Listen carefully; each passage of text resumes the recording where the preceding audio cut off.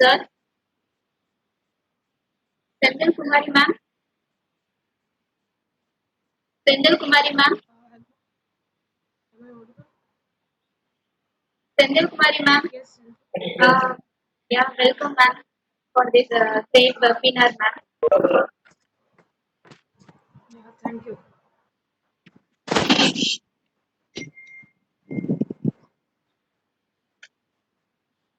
Francis sir, Francis sir, Yes, ma'am. sir, shall we start the chief guest ma'am? Please proceed. Please proceed, ma'am. Okay. Good afternoon to all. It's so wonderful to welcome you all for this one-day webinar on modern web development. I would like to welcome our beloved HOD sir for giving a great support and great encouragement from the beginning of this webinar. And I would like to thank our chief guest, Ms. P. Sendal Kumari. She is the web developer at TCS and also a consultant in the Infosys. I am proud to say she is the alumni of our university from the batch 2010 to 14. So she is so well experienced in our web development in TCS. Welcome, ma'am. And I would like to welcome our all faculty members and colleagues of our CSE department. Finally, I welcome my beloved students for this webinar and providing a great and good support from the beginning of this webinar. Once again, I welcome you all on behalf of our CSE department. Thank you. Ah, Sendal Kumari ma'am. ah, Sendal Kumari ma'am. Yes, dengar. Yeah. Can you start it, Ah, ma'am? Sir, yes. Thank you, Elizabeth ma'am, for thank the you. kind words and introduction. Yes. Am I audible? Like, is my voice clear? Yeah, ma'am. Clear. Okay. Very good afternoon to everybody who has joined the webinar. So most of the things Elizabeth ma'am has already told about me, so I'm not going to be repeating them. I am from Kalasalimam University 2014 batch. Though I'm not from computer science branch, but currently I'm working in IT. So I have taken a keen interest in web development, and for the last 5 years, I've been working in web development with various clients, banking sector clients, and retail clients. And today's session will be about modern web development trends which are currently going on, and ma- majority of the tech stacks or the big companies like Netflix, Google, and Facebook, which we all are aware of, these companies are adapting, and these companies are going towards implementing these new technologies, and we'll be having a discussion on the same. So let's start the session. I'm going to share. I'm going to be sharing my screen right now, so that like I've made a little presentation, and then we'll take it from there.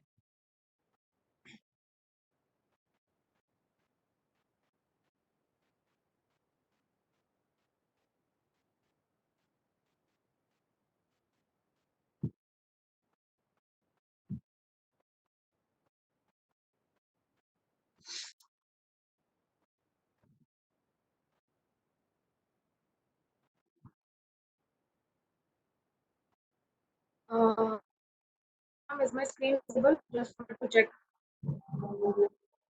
Visible, ma'am. I can proceed. Okay. Okay. Thank you for the confirmation. So let's begin with the topics which we are going to discuss today under this topic. So here we'll be going through the following broader level topics that I've listed down here. I haven't made a title for each of the slide because some of the content will be contained in multiple slides. So this will be the overview, like the introduction of web app, what web app actually is, and most of it might be already known to you all, as all of you are belonging to CS, and I wasn't really sure of the audience, whether like students will also be there. So that's why I made a general one, not to skip the things, and we'll be going through how web works and what are the building blocks that make a website or a web app, what are the different layers, and what is the traditional approach which was used since last decade or even before that, since the 90s and the 2000s. The initial approach of the website, the concept of website, what it was, and how we are slowly progressing towards the modern approach, which is having multiple benefits as we will be seeing in the upcoming slides, and then the overview of the latest tools which are available for us to use, and what are the usages and the benefits of them. So this is a brief of our discussion that we'll be uh, talking about for the next 1 hour or so. So I haven't put any technical definitions or anything like that, since everyone is pretty much aware of the concept of a web app. It's nothing new. We are all having internet connections in our mobile nowadays, and everyone can access any website through mobile. So any application which can be accessed through a browser, we call it as a web application. Right? That's pretty much the definition of it. Any site we can open. So for example, the best would be that if we just search for our college site. So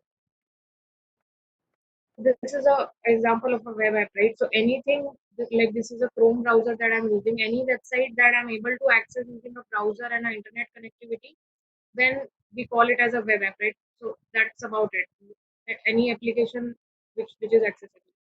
Then comes the part like whether it's a network connectivity part of that. So there can be two types on like we can broadly classify any website, like it can be an intranet site or it can be an internet. So internet we all are aware of, which anyone can access over the internet, and intranet would be something available over a private network. Maybe it can be a banking application or something which are not going to be accessed by general public, or it's supposed to be private, and that will be only available within the network. For example, there can be an internal application of our college facility, so that anyone else won't be able to access. Only the network which supports that intranet, within the intranet that application will be running. So that's broadly classifying it. And then examples like I've taken well-known examples. Everyone uses Amazon for online shopping, Facebook for social, Connect, and like Flipkart. So these are all known brands, and it can range from a small blog site to a e-commerce website. It's the list is like endless. The number of web applications that we have available. So that's about it. And then like how does a concept of web works? Like what is the behind the scene whenever we visit a website? Like what happens when we write www dot any website's name.com or whatever the URL of the particular website is, right? So what we are essentially doing is we are making a communication between a client and a server. So client here is our browser. So one of the top most used browser are like Mozilla Firefox and Google Chrome. So I have not put Internet Explorer here because it's really outdated, and it doesn't support the latest technologies that are used for building new age applications. So that is why I have not included Internet Explorer. That doesn't mean that it can't be used, but most preferable browsers would be the updated version of Chrome or the Firefox. It is not just limited to desktop, any kind of device which can have a browser, or a tablet, laptop, desktop, even mobile. So I guess mobile users are highly increasing day by day. So any browser would be called as a client in with respect to a website or a web app. And then server is something which is hosting that web application, right? So earlier, what we used to have physical servers, and on top of that, we used to install application servers. So some of the examples I have included over here, like Oracle, WebLogic, IBM Sphere. It could be anything which can host a particular enterprise level application. So that could be the server which is actually storing all the files, images, data, content of that particular site. So from our client, from our browser, when we hit a particular site page, so we are essentially sending out a request that I want this page, like I need this resource, and then server is going to process that request and send a response back, which will contain the data that we are requesting for. Just like the example that I've taken here. So when I'm hitting this particular website, I'm asking for these contents to be shown. Server is going to return me these images, these content, and the entire content of the site as a response. And the using the response, the browser knows like how to display the content onto it using certain rules, a defined set of rules, which we'll be covering later on. And like this is the very basic model of a request response thing that goes on in a web. So it applies to any kind of website that is available over the internet. And slowly we are progressing towards the cloud-based servers, or like ways to host our applications from the traditional ways. So the topmost currently in the market would be Amazon Web Services and Microsoft Azure. These are the top two options whenever cloud-based architecture is thought of. So that is something I'm sort of including over here. But these are not necessary for creating a website, but for hosting, obviously, the cloud architecture is chosen. These will be taken care of, but it's like all of it put together is not a job of a single person. There are certain different skill sets required to operate in cloud, and there are different people who take care of the hosting and the deployment. Like I primarily work in the development side, so I necessarily don't get into the deployments or hosting or anything of that sort. We generally develop the front end part of it, and there is a back end team who will be dealing with database and storage of data and etc. We will be seeing. So this is the entire kind of flow. You can say the how web works. I didn't want to get into much technical, but if like if we press like F12, we can even like see the request which goes back. So we have this network tab. Right now, I'm again going to reload it just to see the calls which are happening. So the call which is happening over here. So this is what the request is. So here we can see request URL and the response which we are getting. So that way,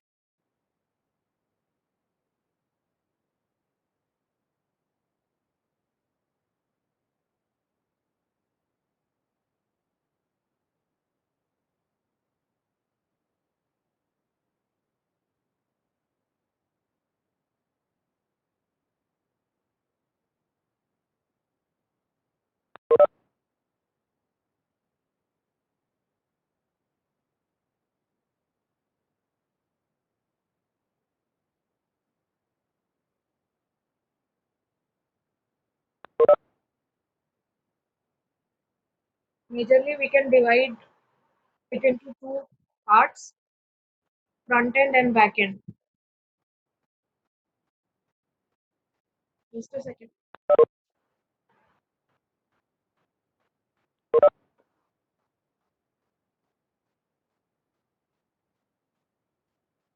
Okay. So here it's just an example taken from a particular site for reference. This is showing what the.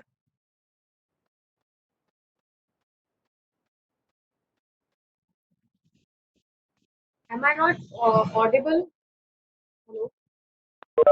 Yeah, very much. Please carry on. I'm just getting some messages from Elizabeth ma'am that I was not audible. So just checking in. Maybe in Okay. between there was some disturbance. It's okay. Right. Moving on. So this is what it looks like on the broader level, that we have a front end which the users are able to see pretty much, which looks very beautiful and just like this princess. And then we have a back end concept which holds all the logic and the important part of fetching the data. Like for example, any website can have users data, username, password, and the role that they have. For example, if we take Facebook as an example, backend has a lot of things going on over there. Each and every person's personal data is getting stored, profile data is stored, and then what are they liking, commenting, everything. So whatever is goes on behind the scenes, which user is not seeing directly, that comprises the backend part of it, and front end is something which we are seeing upfront in the website.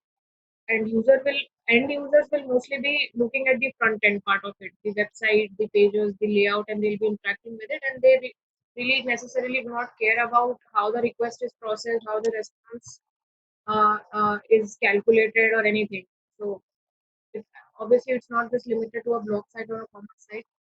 For example, a website that you're using for your net banking, right? So as a net banking user, you are concerned about any kind of transactions that has happened. So you will be checking on which date you made what kind of transaction, your credits and debits. So you don't really necessarily get into like how the bank is maintaining the data, how that data will be processed. All of that is not your headache to maintain. So that is what this picture is depicting over here. And then what comprises or what technologies are used in front end and back end. When on broadly we can classify them. So as far as the front end is concerned, we have these three primary technologies which we must know for any designing any kind of front end. Right? It can be a static website or a dynamic one. So the difference is pretty simple. A static would be which you do not do any interactivity. It's just something to read like a blog, like an article, like a portfolio site. Users will just visit it and go through it, maybe read or do something about it. So that will also require a HTML and a CSS. And if the user needs to do some interaction, so most of the sites today are based upon interactions because otherwise websites are just boring, right? So interactivity could be just clicking a button, moving something, and like typing, like submitting a form. Maybe all of that requires interactivity, and which cannot be done without a backend support. But to begin with, if one is starting to kind of get into web development scenario from the scratch. So that uh, goes on to say that one should start from the front end because without it, your website won't be there, and then there won't be any need of a back end at all. So these three are the primary things which will be comprising the front end, which we'll talk about in the upcoming slides as well.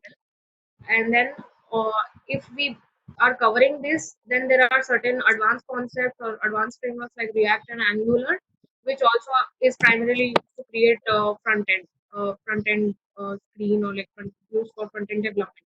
So these two I have written, like there are tons of frameworks which are there, but these two are kind of in like will be coming definitely in top five, and these are backed by like tech giants like Facebook and Google. I'm sure most of you have already heard of these frameworks because React was developed by one of the Facebook developers and it is highly supported and maintained by Facebook right now. And Angular came actually a decade ago in 2010, and it was developed by Google and currently supported by Google as well. So these two are primarily used for creating content, and most of the tech companies are using it. Like Netflix uses it, Gmail, Airbnb, you name it, they will be mostly using this concept. But this is a little higher concept, so we'll be starting with the basics of it, HTML, CSS, and then moving on to what these frameworks are for. And coming to the backend part, here Java is there for like so many years. It's a legacy language. So Java can be used to handle the server side handling of the request. That is like whenever, for example, if you're submitting a form, a request is sent to the server, and then the server side, the request needs to be processed, and whatever the user is asking for, it needs to be sent back as a response. So for that, Java is one of the best choices that is in place to create the server side programming part of it. And then SQL. So obviously, when we talk about backend, so a database comes to our mind, right? Because we need to store the data somewhere. Otherwise, we can't retrieve it back. So think of it as whenever you're registering for a website or you're signing up for a website, you will be putting in your details, first name, last name, email, etc., and then submit. What happens after you submit the form? So the server takes the request and all your data that you have added in the form, and it stores it in the database, right? And database being the one of the most important concepts in CS. I don't think I need to go much deeper into it. It just stores the data, and then we use like SQL to write queries to fetch the data from the database as per the user's requirement, right? So that is something required. So it also can be any kind of database. We have like Oracle, MySQL, and uh, any traditional database system like which uses the RDBMS concept, which is relational database management system, and then like PHP is another server side programming which is used to create the backend of the web application, right? And then moving on, I've listed two concepts or rather two technologies, Node.js and MongoDB, which is currently used alongside the React and the front-end frameworks and libraries. So Node.js is again something which supports creation of backend using JavaScript completely, and MongoDB is a NoSQL database. So it doesn't use the RDBMS concept, and slowly there are newer NoSQL databases which are coming up and which are currently being used by a lot of companies. So this is one of the combinations for backend that you can use MongoDB, which is NoSQL database, and with Node.js you can create backend to support your application. And then something is hidden over here. Yeah, so full stack development would be when you combine both the things, it becomes a full stack development. So anyone, if they know both the things and they are working, that would be considered as a full stack development, which will be combining front end and back end.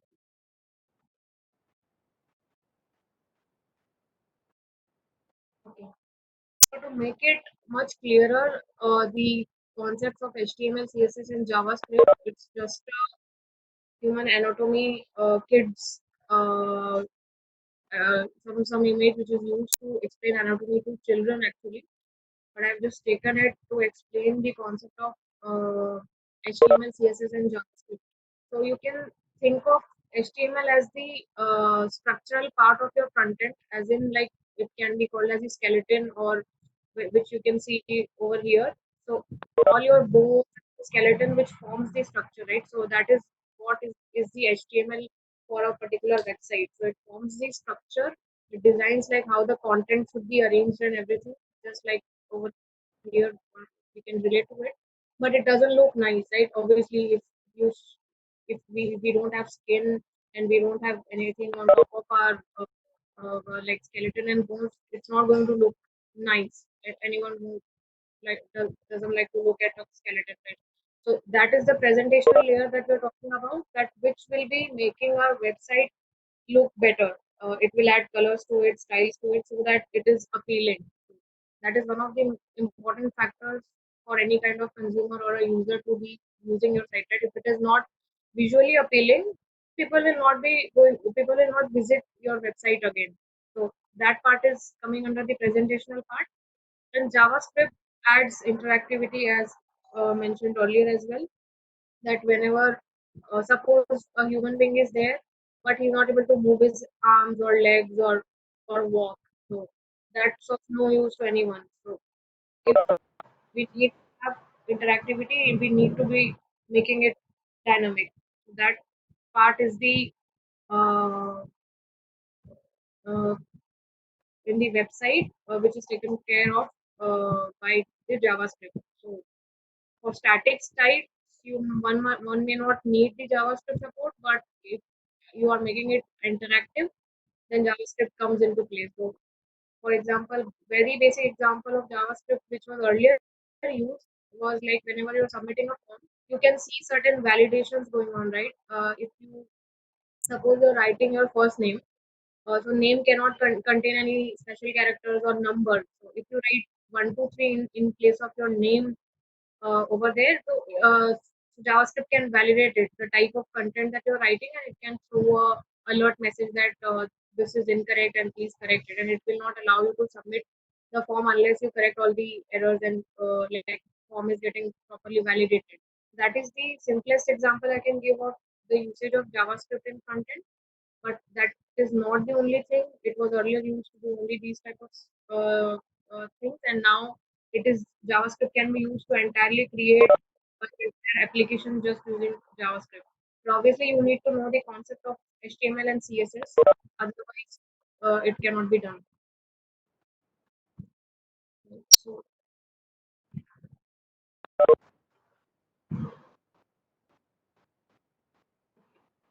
let's take another example to elaborate a little bit on the previous slide, which is about the front end building blocks, one of them being HTML. So just like I said, like it forms the structure. So when you think of a building, this image is in construction stage, and they are kind of building the structure of the entire building. It is still not complete. So this defines the base of the particular building, right? So that is what HTML is for. It defines. We'll come to that, like how HTML looks like and everything. So that is how HTML is designed or made to support the content. So a website exists because there is some kind of content that we want to show. So to arrange that content in proper manner, we have certain HTML elements, HTML tags that we use, and then create our structure. But again, we cannot just build it and then leave it, right? Nobody will be buying if there is no proper finishing, and then we are not having we decorate it and everything, right? Once the house is built, uh, we call a painter and like do painting of the house, and then we do some interior and everything. So this is an example of what CSS can do. So this is just making it pretty and making it look good. So once the construction and the structure part is done, we go on and we try to make the appearance better for the user. So this is just an example of a building which is completed. So website will start looking better once the CSS is applied, right? So that is the importance of CSS and why we must definitely learn CSS whenever we think of a website.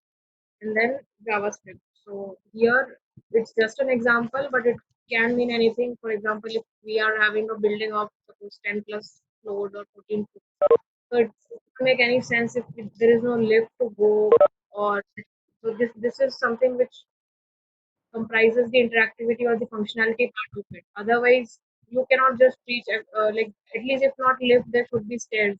If there are no stairs and there is no lift, people cannot go to the top floor, or like the people won't be able to reach it. So it will render it kind of almost useless that people are not able to use it. The JavaScript comes into play when you want to add interactivity and like you want to have some behavior of it.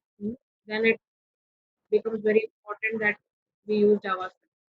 So using these two examples, I think we have established that these three are very much important whenever we are going to create a front end, or we even think of doing anything front end. So here I have simple code snippet which we won't be going through much, but I just wanted to illustrate it, like what happens when we don't use CSS, and how does a simple page look if we are like removing the reference of CSS. So I won't be going much into the programming, or like rather the code structure of it, because that is not the scope of this webinar, and uh, this will take a lot of time, and everything cannot be covered that way. But still, here this is a sample HTML I've taken. So just giving a brief overview. So it is a any file, like you can take any file and just create a HTML from it, and it needs to have a extension dot HTML to it. So this is just one file, and I'm not going to go through all of this content, but you guys might be already aware of like how a basic HTML works, right? It has we go into the outline mode over here. We can see that HTML tag, like any kind of HTML, should be comprising of this HTML tag. So the starting tag and the ending tag. Anything, all the content should be placed between the HTML tag, whatever goes on in your site. And it has further two direct children tags of the HTML, which is a body tag and a head tag, right? So which is shown over here. So body tag contains all of the content of the site, and head contains certain specific tags which are used for specific purposes. So for example, here, if we are expanding it, so this is our head tag and this is our body tag. Okay. So HTML is must, and then there should be a head tag and there should be a body tag. So body, as I said, it contains all the contents of our site, whatever we want to add. And here in the head tag, we have to link the stylings and we have to link any kind of JavaScript or any kind of external library that we are using. Right. So here I'm using one style sheet, that is the CSS. That is just a simple CSS file, and I'm including it here. So this is how you include a style file to a HTML using the link tag with this relation style sheet and the name of the file which you are using. And if the external, suppose Bootstrap is one CSS library, if you're using any external library, you have to include it also in the head tag, inside the head tag. So currently I'm going to run this HTML file into the browser and let's see how it looks like, right? And then we will remove the stylings and we will see what difference does it make. It will make it much clearer.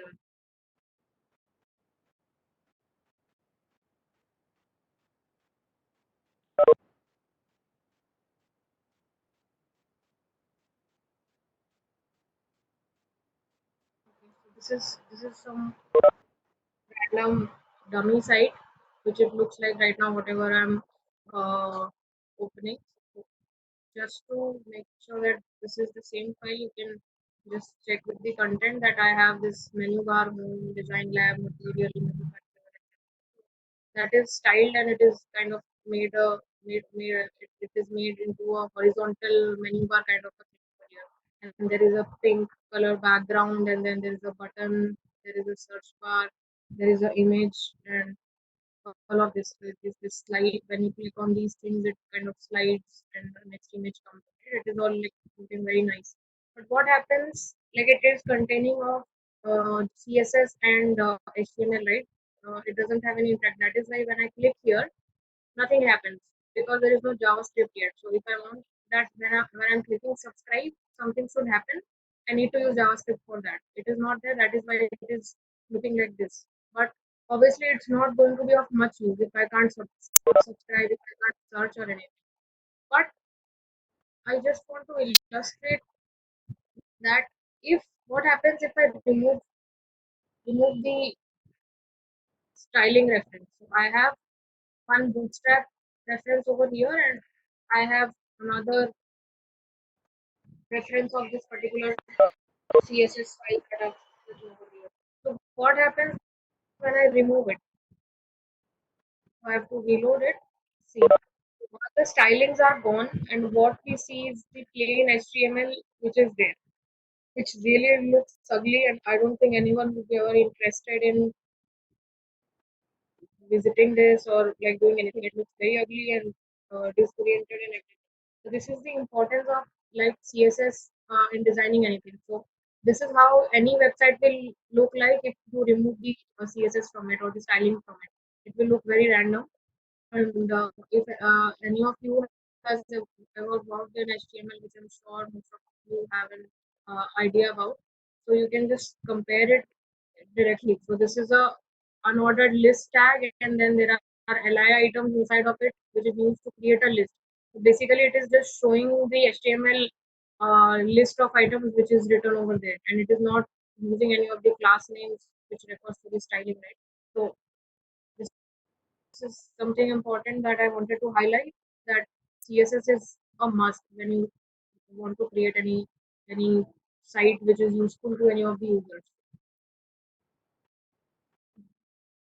That's about it, and let me just uncomment that.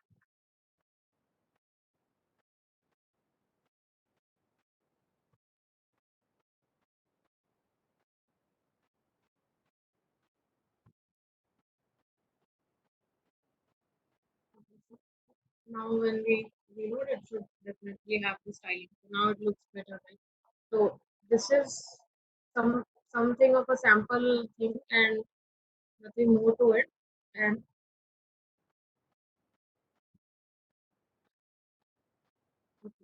now that we have understood what technology or rather what kind of things are required to create it. I won't be able to go much deeper into each of the things, but I'll be definitely recommending one documentation for these things, which is very elaborate and very nice and very much updated with the latest tags and latest things, which is the Mozilla.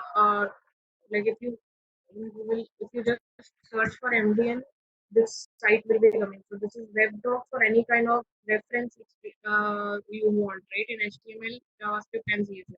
So any kind of reference material you want, or you want to know any kind of tag, so this is the place to go. So I just didn't add much of it because it will be huge, right? The number of HTML elements given here are huge. So even you can check like which are outdated. So wherever you see this delete icon in this place, it means that it was there in the earlier versions of HTML, but currently it is kind of becoming obsolete and people are not going to use it. And here you will be able to find any. See, we had OL in our, I guess UL, right? We had UL. So this is what we had used in this sample site here. We have this UL part. So if you wanted to know what it does, it's an unordered list item. It exactly does what it talks about.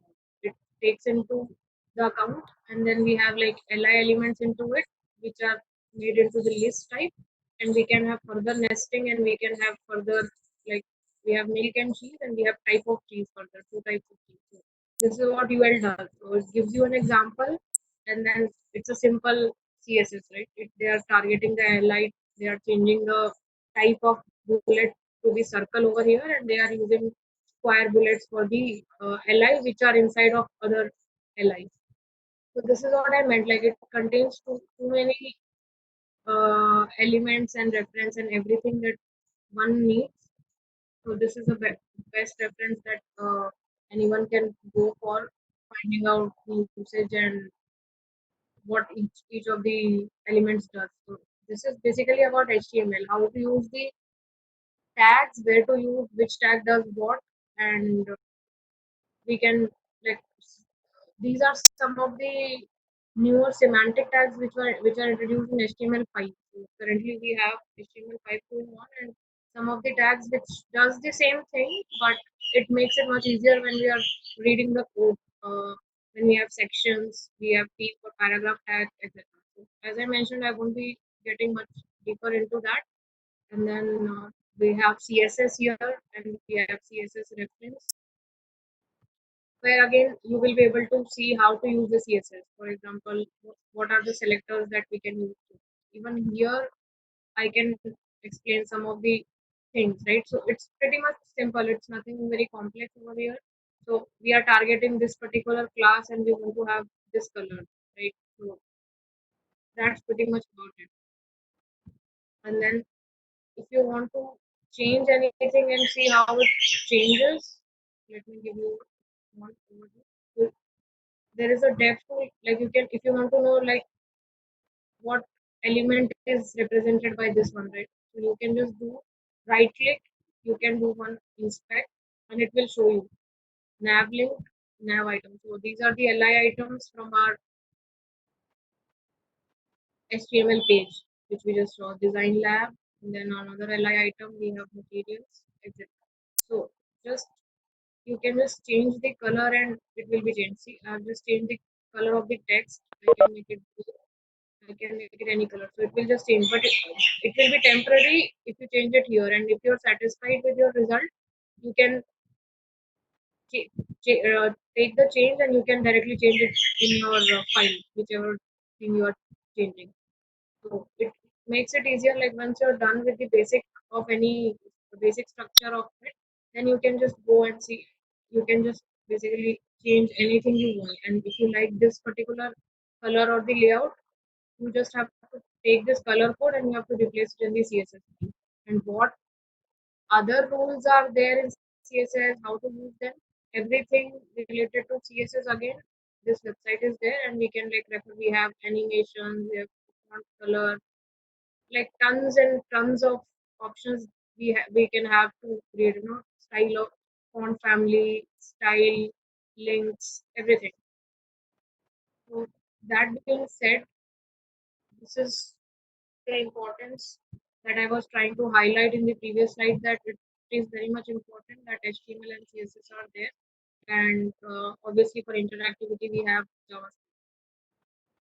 So one kind of, I would say, one basic overview of this is done, and now we will be moving on to the current trends, what are the current technologies which are, and what can be done about it, or what are the benefits of using those things. That will be the discussion. That will be the discussion about what we'll be moving on. So here, whenever I start, it goes in the beginning. Anyway, so this is some example that I've taken from like this Microsoft site.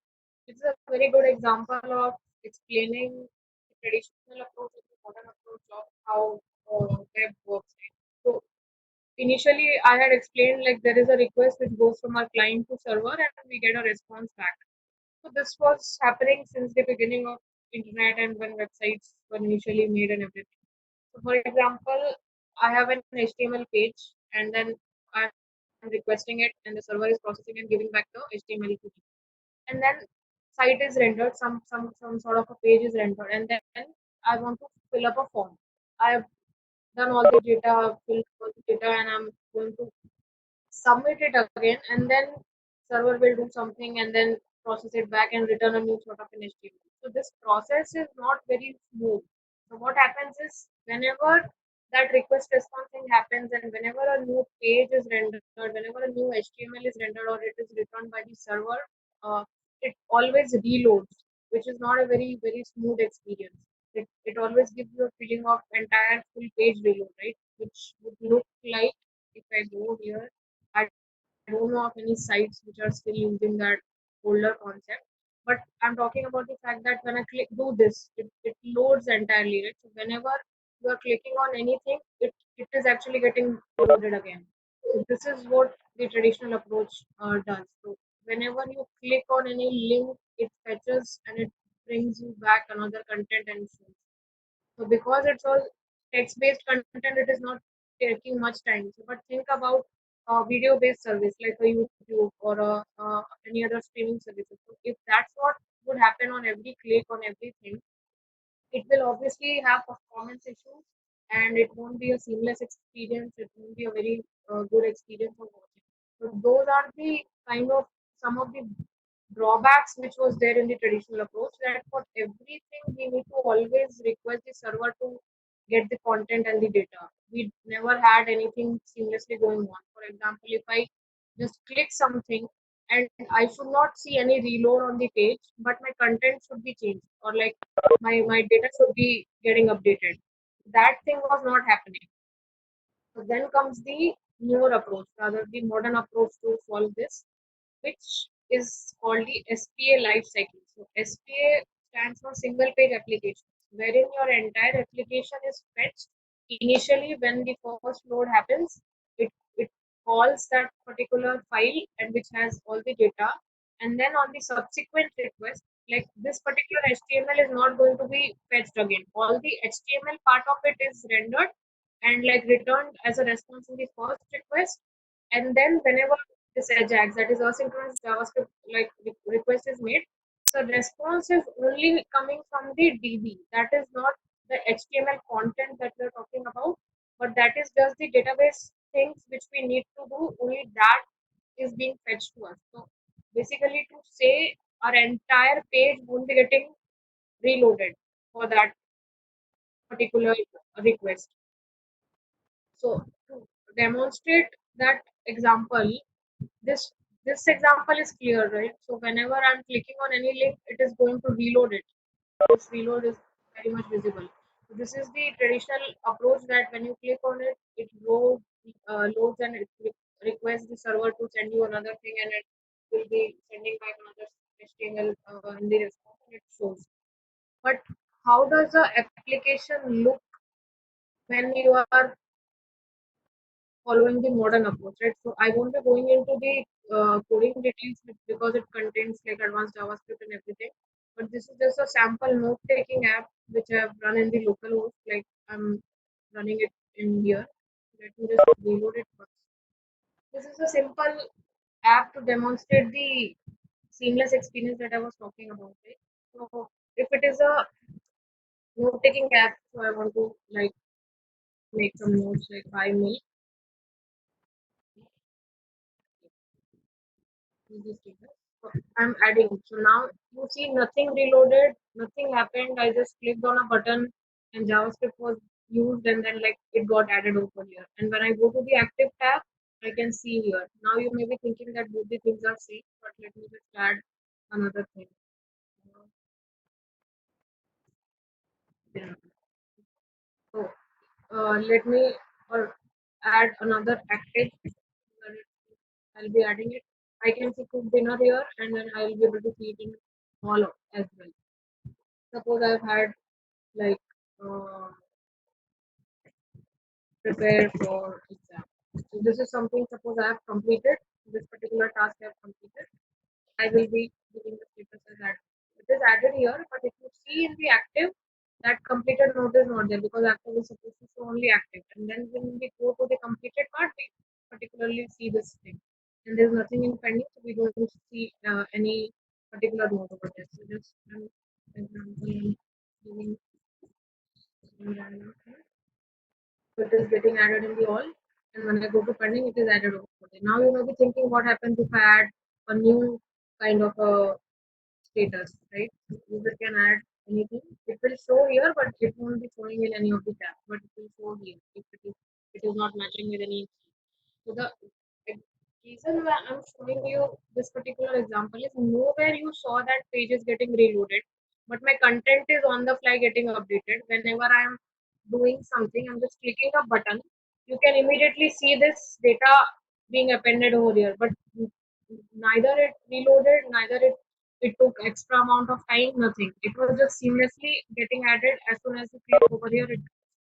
That is what the modern approach does. That it is obviously in my local host, but here it is talking about the actual server when it is getting hosted and we send an initial request and get back a response. After that, whatever happens, it is not going to reload your website. It's going to update the content on the fly.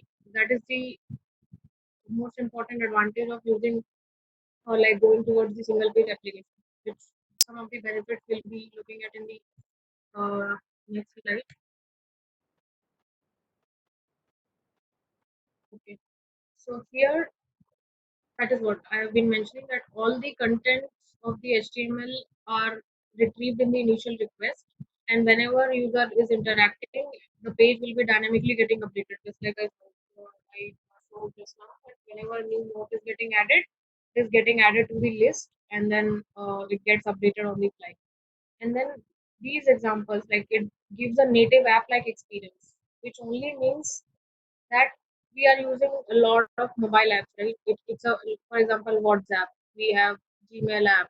We have even e-commerce site app. You might be using Flipkart, Amazon, and tons of it based on your interest. Games. We have games. So all of them, there is no reload concept. There is no browser over there. There is an app, and whenever you interact with it, you don't see any reload or any extra time. So it just shows you everything seamlessly. So when you use single page application, even your web app kind of gives you that feeling of using a native app, which you use on your mobile.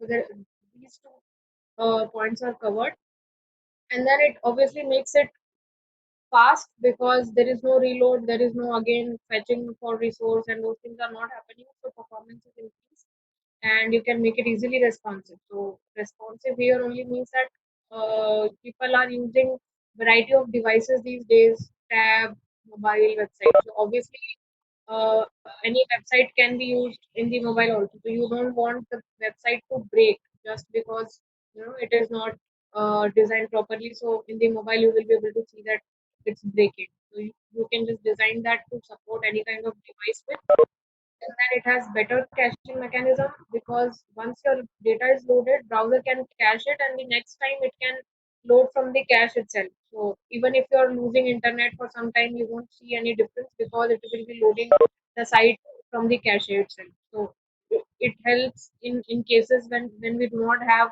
continuous internet connection, or we do not have faster internet connection. So it helps that way, that you can run some part of your website even when the internet is not there, provided that the initial rendering has been done, and then maybe for some time. Obviously, you won't be able to use the entire feature of the website, but some part of it, at least you won't be seeing a error message, or you won't be seeing a blank page. That can be assured. But given with the traditional approaches, when there is no connectivity, on the next click, or on the next interaction itself, it will lose the data, and it won't be able to display anything, and you will be possibly see a particular error on the page, that page not content is not there, or something like that. And here are some of the brands which are using single page application concepts, and they are using the framework to support this. Netflix, like it's the online streaming platform. Udemy is a online educator. This thing which has tons of courses, and Gmail app which we use, and Airbnbs for booking, like house stays and those kind of things. All the brands are using single page application concept, and they are built using the React. Some of them Angular, some of them use React, so which is our advanced framework, which we will be talking about in next slide. So in case you wanted to know like which site is using, so I have primarily worked with React framework, which is built by Facebook. So in order to see if a site is using React, right, we have like React developer tools over here. So this you can install using a particular like we have extensions, right? Browser extensions. So this is one of the extensions that I have installed to see. So whenever any application which uses React is loaded, this will show you that the particular site is using React. So for example, I mentioned Netflix over there. So I'm just going to. So I'm just visiting the site over here, and if you see here, it has lit up, right? So when I just click on it, it will show me the page is using the production build of React. So React is one of the CSS framework which uses this thing, single page application concept. So this way you can check if any site is using React or not. Right? So this is a browser plugin which I have used to just check any of the site is using React or not. This is one way, and what else? Okay. Mm, okay. Okay. So now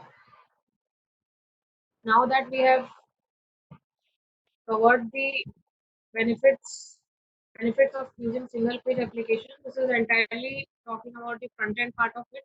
Our focus is going to be on front end. I haven't had much of experience with the back end, so I'll be just talking about it a little bit, but major focus will be remaining on the front end itself. And here are some of the components which makes the entire front end for us, right? It's not just the HTML, CSS, and JavaScript which makes up for it, which is definitely something we use to create initially, but uh, it doesn't the journey doesn't stop over there, right? We need to obviously plan, and we need to have a plan to launch it, to host it, and make it available on the internet so that the other users are able to use it, as well as to maintain it and update it. So once the website is made, we won't stop at that, right? We will be adding features to it.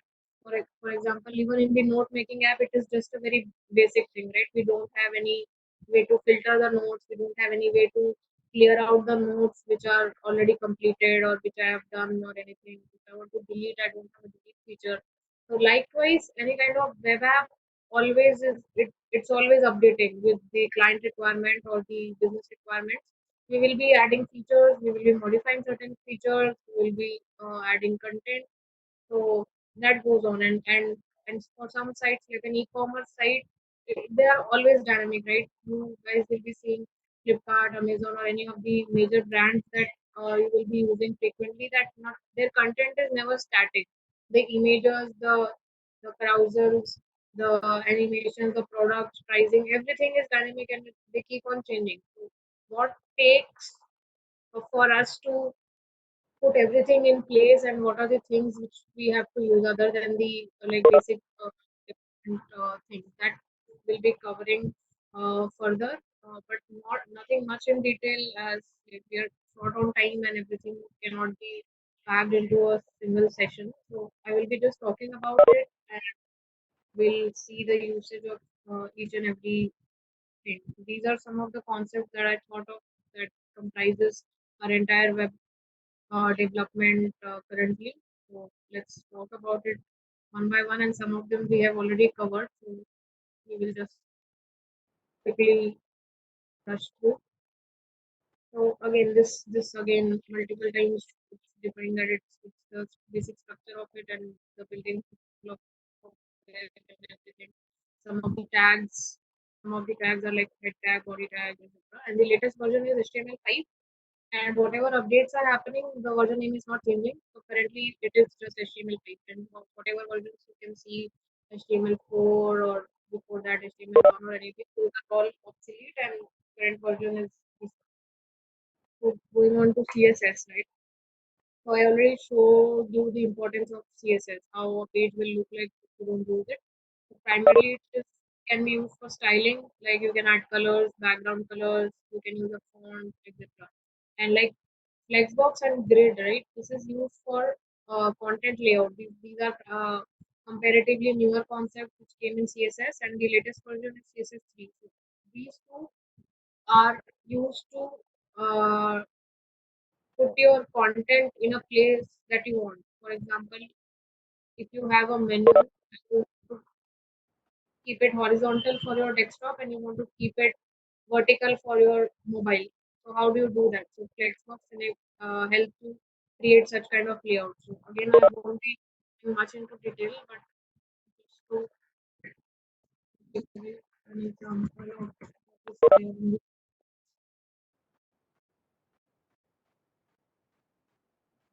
So suppose this is a Flexbox example. So suppose you wanted to create three particular content which should follow this particular hierarchy. Like you create these three, by default, it will be like one after the other. So it will have like first article, below second article, and below that third article will be there by default.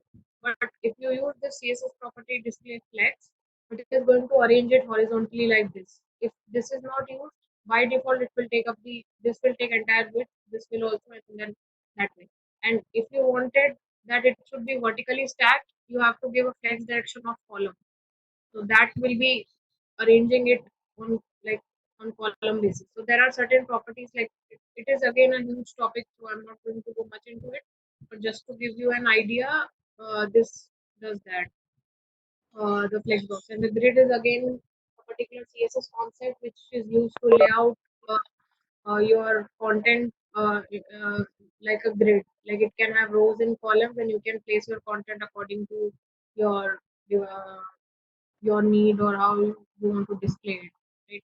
So that's the CSS. And then here I have mentioned the SAS. So this is like once the basic CSS is covered and you want to use some kind of framework for the CSS for some kind of advanced concepts. SAS can be used, so that is called as syntactically awesome style sheet. It also uses all the rules of CSS. It also has background color, everything, but with some added advantage which can be used. For example, you can have in programming we have concepts, right? We have nesting, we have like nested if conditions, we have if else, if inside of if everything. So we can have tags which are nested. For example, I'll go back to my previous example here. So I have one UL tag and I have li inside of UL. So we can consider this as a parent tag and this can be your child tag. So, but here when we are mentioning it, you don't see any kind of nesting. All you see is a single target. So this is a class name and we're getting it with this color. So we don't see any kind of nesting. So with SAS, what can be done is suppose here H3 is there and I have suppose I have a footer and I have another some p tag inside of it. So what I can do is I'll be able to write something like this. Here currently it's showing me error because I'm just using a CSS file, and here I'm talking about SCSS, which is SAS.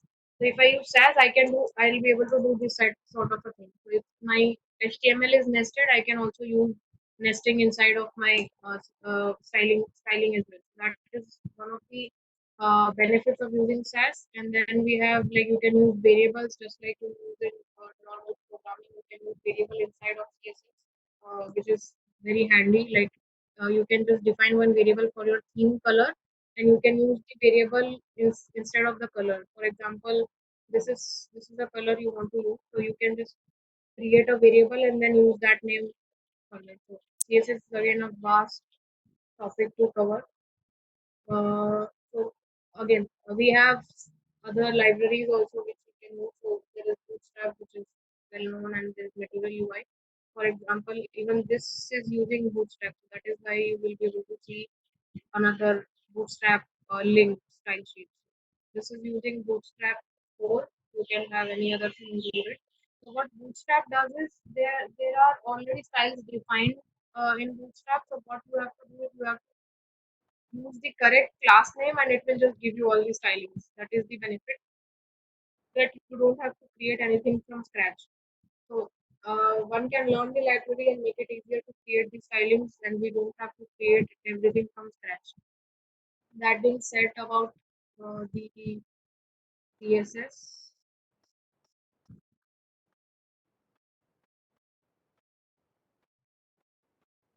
JavaScript is again for interactivity and all of that we have discussed. So currently it is supported by ECMAScript, which is the standard for JavaScript, and current version is called either ECMAScript ES6 or it is even called ES 2015. And after that, whatever, like even ES 2020, you can call it, but they have not officially upgraded the version. And whatever we see is like ES6 version of it. So that basically says that we have advanced JavaScript concepts which were not there before, and it makes our life easier. And to show you an example, I have this Notes app and which uses the ECMAScript, and so this is built in React, so most of the things we have not gone through because this is not supposed to be a React focused webinar, but this is built using React and single page application. So these things are used in like JavaScript concept. So filter is a ES6 method which is used to filter out the things from a particular list.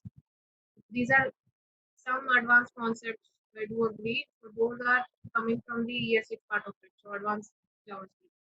So when one does completes the basics of JavaScript, one can move on to ES6 and advanced concepts. And then uh, that being okay, so we have something called frameworks and library that supports our front end. There is a difference between library and a framework. So I'll be just quickly going through that. So both the things are certain piece of code which is written by other developers and which are open source and we can use it in our applications. Both of them are same if you talk about the common things between the two. But the difference would be that a library will only give you a reusable code which you can use. Just like I told you, Bootstrap already has styling defined and you can directly use it. Just like that, we have jQuery and we have React over here, so which are also front end libraries which we can use directly. And it gives more flexibility because you can use what you want and you can create your own thing. Whereas in your framework, like you don't have much flexibility, just like Angular and Vue.js. This is Vue.js is Angular, and you have to kind of follow what their syntax is, what their approach is, what the architecture is telling you to do. You don't have much of the say in that, like how you want to design it or anything. So my preference has always been to use the library because it gives you a free hand in taking charge of your application and making the flow clearer. And one of the important factors here is, for example, if you already have a website built using another technology, you can use React for a particular page. So if you have a feedback form, if you have a contact us page, you can just include React for that particular page and you can design it, which is not the case with the framework. You cannot have just a portion of your website built in Angular and then link it to the rest of the application. That flexibility is not there. You have to kind of create the entire application from scratch using that particular framework, and learning wise as well, the learning curve is much better when it comes to library, because you are you can design it according to your own needs and not follow everything that the framework gives you. That being said, we'll move on to the next one. So here, like, we talk about API layers. So till now we have only discussed what the content can do or what the advanced frameworks can do, but that will not be enough, right? How will you be using a site if there is the backend support is not there? You definitely need a backend support to store users' data, retrieve, and have the things stored over there. That is where the API layer comes into picture. So it is a way to interact from the front end to the back end. So API is nothing but that. It has a database, and currently most famous API is the REST API, which is a JSON based API. Like, you can create, sure, to quickly explain that. Mm,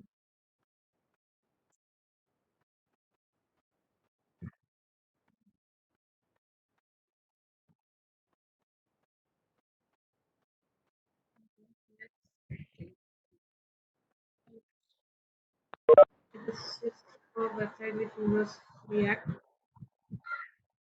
You can see. So this is what I'm talking about here, the REST API. REST API is something, this is your request. Yeah, so this is some kind of a response that you're getting to JSON. So whenever you request for something, like, this is the HTTP method get, and this is the endpoint that you're using, or this is the request that we initially talked about, get request, and this is the response that is coming back from the user. So it can be anything. I haven't looked at the site, but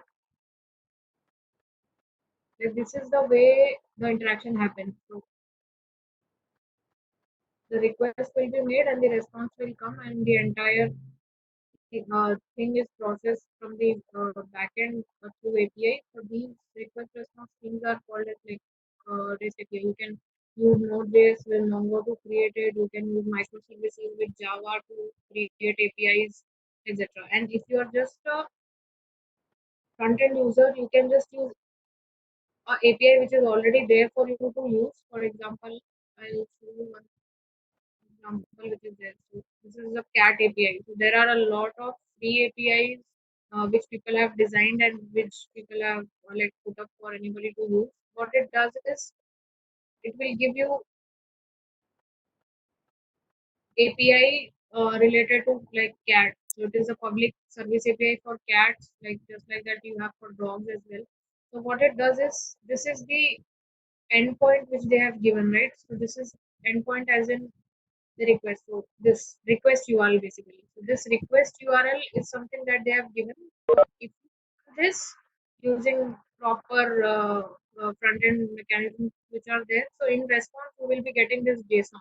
So you will get one image URL and you will get response success which is there. So you can use these APIs to build something of your own. It can be anything. So this is just an example. If you search in the net, you will be getting a lot of APIs. If you really are not interested in backend development or API development and you just want to do front end, this is the way to go. So I just created one simple. It doesn't use any much. It just uses a little bit of JavaScript, HTML, and this thing. And I have used this free this cat API. I have used it, and I have, like, when you will be able to see, like, I wanted to show you the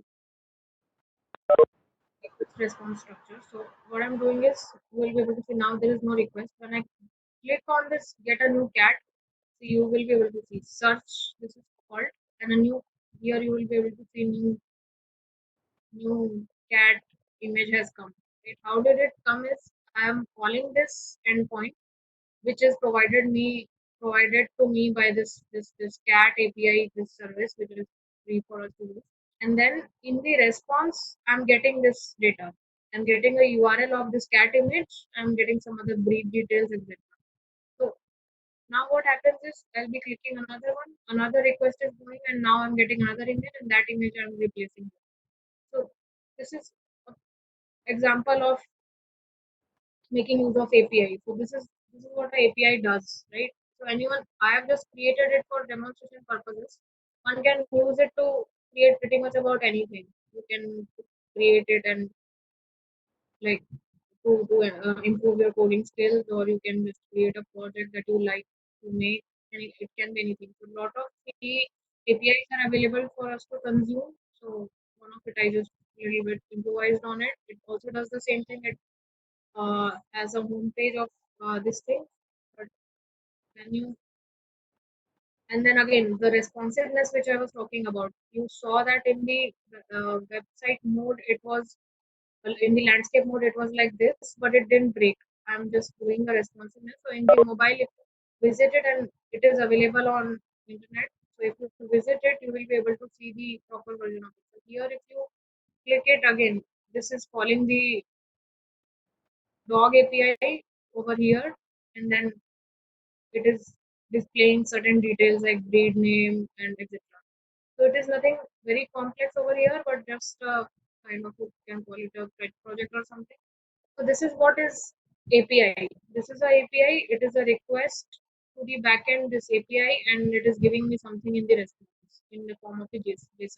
And I am using it using JavaScript. I'm picking up these data and I'm displaying it over there. Right. So that part is covered, and then we have, if you are interested in developing a backend, these are certain technologies which one can use. Node.js and MongoDB being the most popular, and one can like create this kind of APIs also. Services also you can create, which is really cool.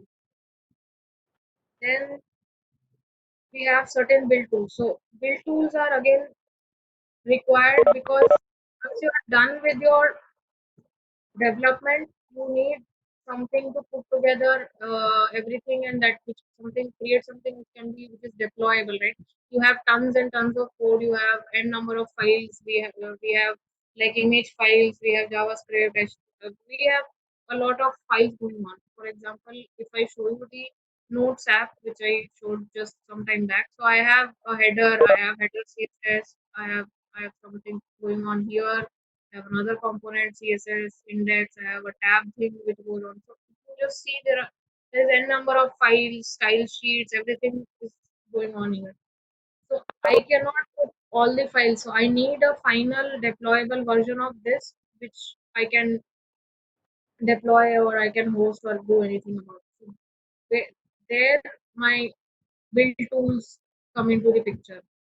So here, what it does is build tools help you to compile all of your code into a single file, and it packages it, and it helps you create a output which is finally rendered, and it combines all your files in a single one. So it is a module bundler for modern files. Here, what you will see is all the files are, apart from the styling, all the files are JS files. You don't see any HTML which we initially, because that is the traditional way of doing it. Here we have only one index HTML. Here we have nothing going on in the body. We have just one div element with RD root and this body end. So we don't have anything because it uses React, and in React everything is designed using JavaScript. So we need something which finally creates our index HTML with the required script which can be deployed. So I know this part is a bit confusing, but it is really going into some advanced level. So right now I think it is Better to tell that it is used to bundle your entire application, all the files it combines into a single file, which is called a bundle.js, which, for which we use this webpack. So webpack again is a very vast concept like configuration and everything.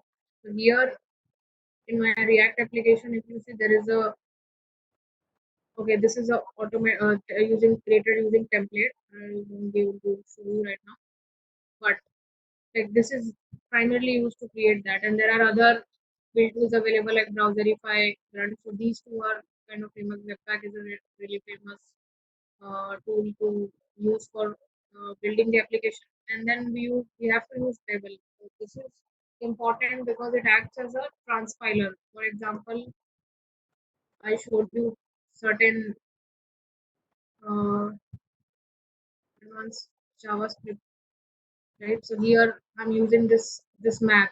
I'm using this map to do something. So this is not vanilla JavaScript. This is not plain JavaScript. This is using advanced concept of ES6, ECMAScript, and ES6 advanced methods and everything. This is not understood by the browser directly because browser does not understand these new features or the modern JavaScript features. So what do? We have to use it because it is much easier, much better, elegant way of writing things. But our browser doesn't know that. So in order for us to convert the ECMAScript into a compatible version of JavaScript, we use Babel. So this is one of the build tools which is required to convert it because we can't do that. So whenever we use newer JavaScript coding in our application, Babel will compile it into the older compatible version so that our browser is able to render it properly. So that is another important tool that one must know about. And then moving on to package manager. So here for running React applications, like we have to install something called Node, which is a runtime uh, manager. Like for example, if you want to run your application, JavaScript can only run in browser, right? That's what we have been told. So JavaScript cannot run anywhere else. But Node is something which allows you to run the JavaScript application in your machine itself, outside of your browser. So Node does that, and all of the packages, like any private packages or public packages, are maintained by NPM. For example, again, I'll go back to Node module. There's something called Node module. So it contains lot of packages, which I have not done. But when you create an application, it gets added on. So you can add it based on your requirement. For example, if you just search for something, suppose there is a component star rating, something came to top of my mind. So you will be able to see one component already present for it. So it allows you to reuse. It allows you to do reusability. So somebody has designed this concept. For example, you will see this in a lot of sites that rating is given and user can select a rating out of something. So if it is already present, you don't want to waste time in creating this again. So you can just install this package using this command to your application, and then you can directly use this particular syntax to include that particular component. So this is where package managers come into play. So all the modules in Node, these are managed by npm this thing repository. It acts as a repository, and there is another package manager called Yarn. So these are some of the concepts which are used. So there are like n number of built-in components which are designed and like open source by random people, and you can see how many people have downloaded it and etc. And you can make use of them in your application. And that's the idea behind having the package manager. And then we have testing platform. So again, in testing, we have certain testing libraries which is used whenever you are done completing your front-end application. You can make use of these frameworks and you can test your code. So Jest is something which is used by Facebook, and a lot of other testing libraries are also available. So this test cases you have to write in your application and check for in while like it is used for by the developers to make sure that there are no defects or it passes all the conditions which are there. And last but not the least, the text editor. Uh, So these are some of the popular ones which you can use. It is not a necessary, but it is recommended that you use because it comes with preloaded things which are very handy. So my favorite, and like I mostly use the Visual Studio Code, which I have shown you. This one, this is completely free to use and it's completely open source.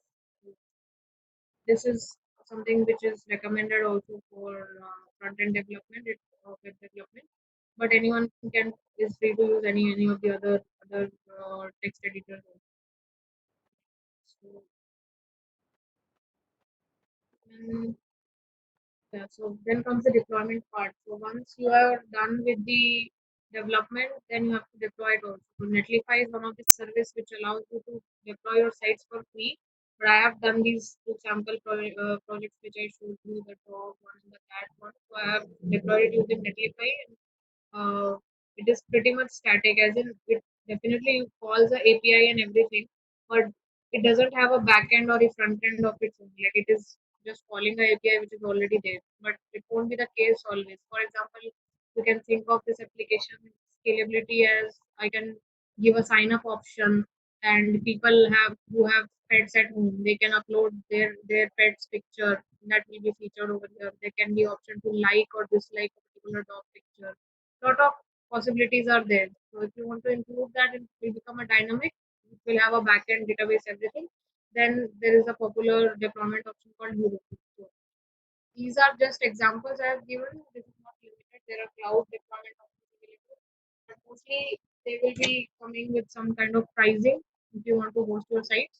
But otherwise, for your projects that you are creating for some kind of demo or your hobby or pastime, then you can use Netlify and these kind of things. These allow you to deploy them for free. And that being said, so this is some of the popular full stack currently, which is preferred by a lot of companies that are like mean stack or the non stack. So everything is same over here, which is written. Only thing is for front end, it uses Angular and it uses React. So rest of the tech stacks are same. So the rest of the three will be extensively used while creating API and services in the backend. These are something I want to highlight, and then uh, like like because tons and tons of tools and technologies are available, and we need to really consider what you are going to build if there is a need to choose which one you should go for. So these are some of the factors that one can look at. Like if you're what is your target audience? Like if you're going to create a mobile app or a web app. So mobile app we have something called React Native, which can be used to create for Android and iOS both. Like we will be creating it once and it can generate build for Android and iOS. Earlier, it was not there. A couple of years back, we only have to create using Java for Android applications, and iOS uses something called Swift or Objective-C or something, I guess. But now we have this hybrid options available that we don't have to create apps for different operating systems. We can use React Native, or if it is web, we can use React, Angular, or Vue. That is very important to know. Like what are our target audience? Mostly, the approach should be mobile first, given the option that lots and lots of people are nowadays using only mobile. Everyone is not using laptop or desktop. But mobile is used by everybody. So we should always target that our website should be responsive and it should render properly on any mobile device. And then we need to consider the skill set of the people that we are going to work with. What are the experience? What is the team size? And how much time is given for the development? And then we have to obviously analyze the market trend. What are the technologies which are used by major tech giants, major brands? All those things are really important because outdated things are not even fully supported by browsers. The most important factor should be that browser support should be there for most things. That is why Internet Explorer is becoming obsolete because it is not providing support for the new concept or the new technologies. That is one of the factors. And then what type of product we are building? Is it a social media, something to do with like Facebook or People Connect, or is it some shopping site, or is it a blog site? So a lot of things depend on those things as well. Like for example, for blog you can create your site using some CMS like content management system. We have WordPress, Magento, and boilerplate stuff. Like it is a tool that gives you a lot of things which you don't have to write code for. But for enterprise level applications, you definitely have to go for something like a JavaScript or something which we discussed about. And then scalability, like number of users. If your number of users are increasing, then how do you plan to scale it? Those things will also come into the picture. So I think about time, and I have kind of completed the summary that I wanted to talk about. And with some time remaining, I would request any queries or questions or any discussions with anyone else. And that's from my side. Thank you.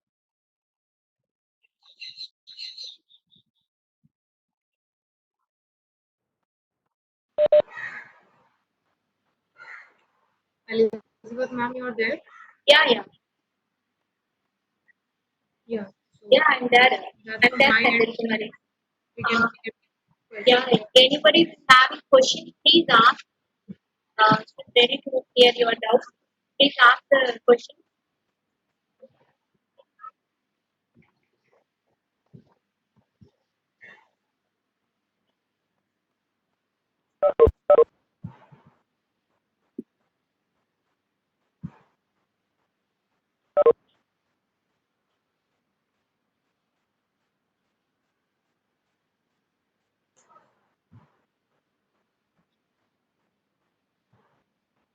If anybody is having any doubt, please ask. Ask. Ready to hear your doubts.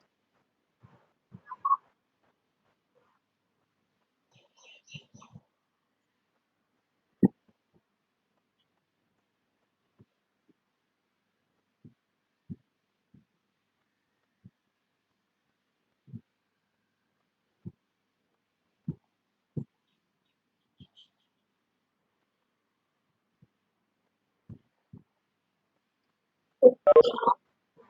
So,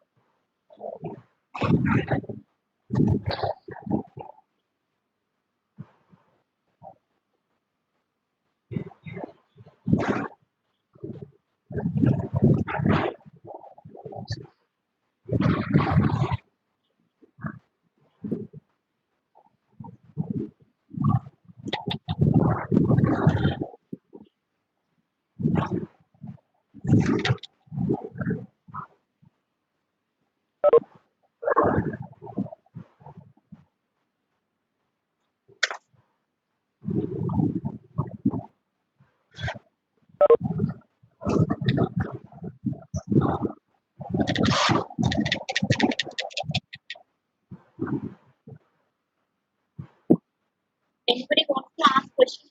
Please ready to answer for your question. Please ask.